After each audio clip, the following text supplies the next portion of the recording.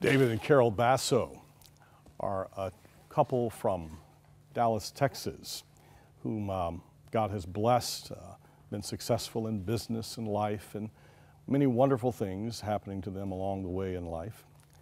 And then one day they discovered that one of their daughters, Anna, had cancer, a very complicated form of cancer. And as the years passed and we find ourselves here today, Anna is in heaven, but her legacy lives on through her parents and literally through millions of people who have been praying for her. And full disclosure here, the Bassos are friends of the Hulls. And we have had the opportunity, because of Anna's story, to become friends. And I thought it would be very beneficial for you to know their story and understand how they have taken something that was quite tragic and turned it into triumph and into victory. So Dave and Carol, welcome. It's good to see you, my friends. Yes, honored to be here. We are friends really because of Sharon and our son's, Andy's, his relationship with you. So why don't we set it up, Dave? I'm just going to let you tell the story, and I might interrupt here every once in a while, as I'm known to do terribly so. And let's talk about that, and then we want to move into the story of Anna and what happened and what's happened since she's gone to heaven. So welcome. How do we know each other? How did that happen? Thank you. Well, I think it was the blessing of our children getting to know one another on a very special night. You know, so Anna's favorite band happened to be a band called Manchester Orchestra that your son Andy and his buddies have the band. So she went to see Manchester Orchestra in Dallas on the night of her graduation. So it was a very full day, and she was very, very weak at this point. You know, it's about 18 months into her disease, and she was very tired, and I don't think there were very many things that could have gotten her to go other than the Manchester Orchestra and Andy's presence on stage. So she showed up on stage, literally, wheeled in her wheelchair, and Andy turned and serenaded her, and it was just a beautiful moment for all of them, I think. And after the show, they gathered together and prayed, and they all hugged Anna, and just, you know, I think they all fell in love with one another during that time. And it was just a couple of short weeks from that point in time that Anna was with us, and after she passed, knowing how special that was, I felt obligated to reach out to Andy. And so for those of us who have raised teenagers, to touch their cell phone is you know, somewhat of a sin. But I broke that because I knew that I had to make contact with Andy and help and let him know what had happened. And in the process of doing that, the response that I got from this rock star was such a faithful, inspired message, full of God's love and comfort for us, and in a moment where we really needed it. And I felt obligated then to ask a substantial gift from him, which was, will you come to Dallas and play for Anna's friends and for us at her memorial? And your son, being your son, Andy, is such a beautiful human being that, you know, he took his time and came and sat with us and prayed and sang. And it just made the event that much more beautiful and brought us closer to. So in a very short period of time, we all became friends, because the way it works is he called me and he told me the situation. He said, "Dad, I've never done anything like this before." And of course, he'd grown up in ministry and seen me in these similar settings. And he said, "Should I go or should I not go?" I said, "Absolutely, you go." And I said, "Make sure you take someone with you from the band or whatever." And he did. And I was so grateful that he was able to be there. And as a result of that, we've all become closer friends. So Carol, let's go back to Anna. What was her diagnosis? What cancer did she have? Sure. Anna was diagnosed when she was 16 years old, a junior in high school, with Ewing sarcoma, a bone and soft tissue cancer. Rare? fairly rare, and mainly affecting adolescents and young adults between the ages of 10 and 20. So when she was diagnosed, obviously your world, all of you, you're rocked, and there, those of you you're watching, you've been through this. Most of us have not. You did everything you could, obviously, to get her to the best folks in the world to try to treat her. But there were other things happening as you were mobilizing medical expertise. You were also beginning to work in the spiritual world. You started mobilizing prayer partners, and this is a remarkable piece of the story to me. You had something called, was it a million for Anna, like a million prayers? Mm-hmm. Just tell us that story. It was 1millionprayers.com, and our very best friend, who happens to live next door, thought that perhaps if we had 1 million prayers said for Anna, that we would get the miracle that we wanted. Wow. So he set up a website, and people pledged to pray every day at 12:12, and we counted their prayers every day thereafter, and just hoped that people would pray for Anna, and it worked very well. Anna was very touched that people all over the world that didn't even know her signed up to pray for her. So you mobilized a prayer network globally. Mm-hmm.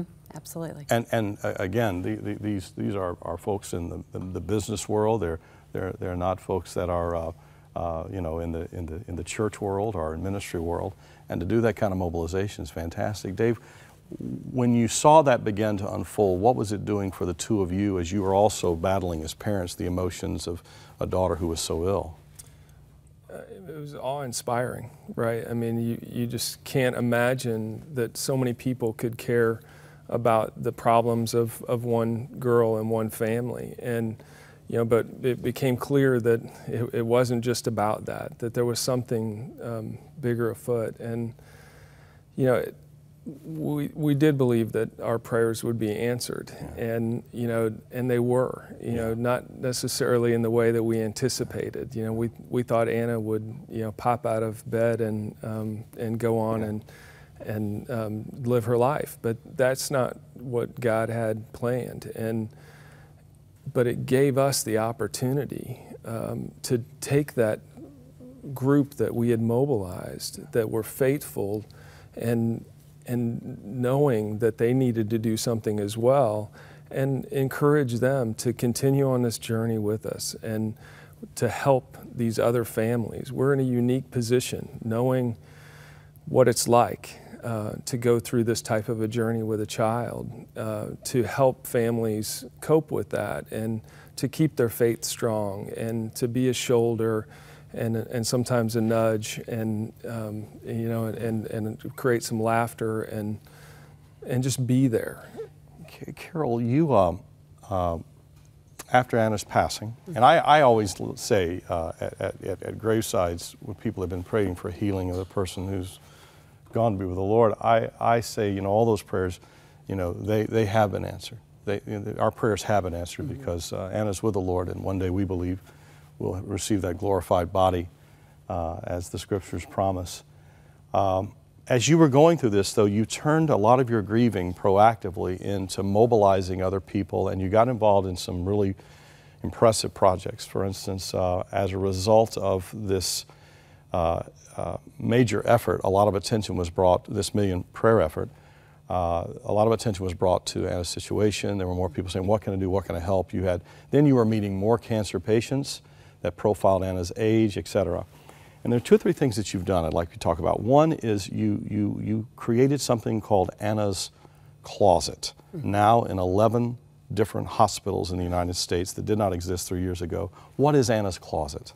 Well, when Anna went through treatment as a 16, 17, 18-year-old, we were treated at a children's hospital, of course, and in the clinic there's a prize closet. And I think one time we went to look in the prize closet, and Anna very politely took a deck of cards. And what we realized was children's hospitals think a lot about younger children. Sure. And there are a lot of teenagers that are treated there too. So the effort of Anna's Closets is to provide gifts for teenagers that are being treated for cancer and come into the clinic maybe every week for infusions, for outpatient chemo, for whatever reason they might be in there. And the whole idea is, to me, is I feel like it's Anna kind of giving them a little hug and a pat on the back and saying, you can do this, and then just put a little smile on their face. So now you and your team sponsor 11 different hospitals. We do. And you have more that are coming. And we're going to provide, if we're not already doing it, we'll have web information here for people to get involved across Canada that like to start something like this, and those of you would see it in the United States.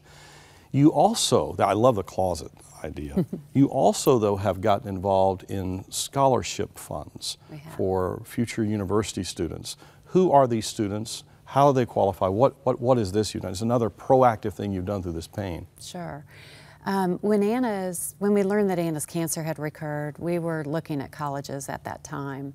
And so that was a dream and a goal of Anna's. And we hoped, even if she had to continue treatment, that we'd be able to find a university where she could continue to do that. Right. So it was important to me, and also knowing that the age group mainly affected by Ewing sarcoma is that 10 to 20-year-olds, they're entering adulthood. We wanted to celebrate with them when they were journeying on to college. So we have to date given 32 college scholarships. 32. Yes, all to kids who have fought Ewing sarcoma and are going off to college. Dave, you just had no idea. We really didn't. You know, we knew when we started that it was the right path to be on, and that we were called to be on that path, but had no idea how much these kids would embrace us into their lives. And you know, they've become part of our extended family, and it's so fulfilling to watch them go on and continue their dreams of going to college, just like Anna wanted to, and every other kid wants to. And you know, so we're very blessed that we have these kids in our lives, and their folks too. Carol, what would you say to folks? We have lots and lots of people who watch this program, and they're going through what you're going through maybe 3 or 4 years ago. It might not be the specific cancer, but it may be an illness to themselves or related to their child. What would you say as to how you got through, and how would you encourage them? Strength came to me, and sometimes I didn't know where it was from. And I also, as a mom, watching my young daughter and witnessing her grace in handling everything helped give me that strength. I was never angry at God for what happened, but I absolutely sometimes prayed for His mercy. Sure. And always felt like I saw that God was with us because of how people were helping us in our journey to get Anna well. The Lord helping you, and then people helping you. Correct. That's a big part of this too. And today, out of what has been great loss, there has been great gain. The two of you are now at a place where you are adding value to children that are in care, or young people in care. You are helping university students experience much more easily an education that your daughter would have liked to have had. I know you have a big fan named Andy Hull and a band named Manchester Orchestras that's ready to serve you any way they can. And I think watching the two of you and seeing what you've done with something very, very difficult, very stressful, very life-changing, to see how it's not torn you apart, but see how it's brought you together is awe-inspiring. What is a website? We're going to have it there, but tell us how can we get involved? How can we, let's say, for instance, across the country, there's some folks that like to do some Anna Closets in local hospitals in Canada. What would they need to do as far as getting in touch with you? Sure. Our website is 1millionforanna.org. Very simple. 1millionforanna.org. Yep. And those prayers that were prayed and continue to be prayed are being answered as lives are being changed. I'm so glad you came and spent time with us today. Thank you pleasure. for having us. Oh, and we want to get updated on things and have you come back and see us. And when we get do we have one in Anna's Closet in Canada yet? Not in Canada. Okay, so when we get our first one in Canada, what we'll do is we'll record it. We'll be there and we'll celebrate it. Thank you Sounds both fantastic. Thank very, you. very, very much. Thank you. Thank you. And now over to Moira with some closing thoughts.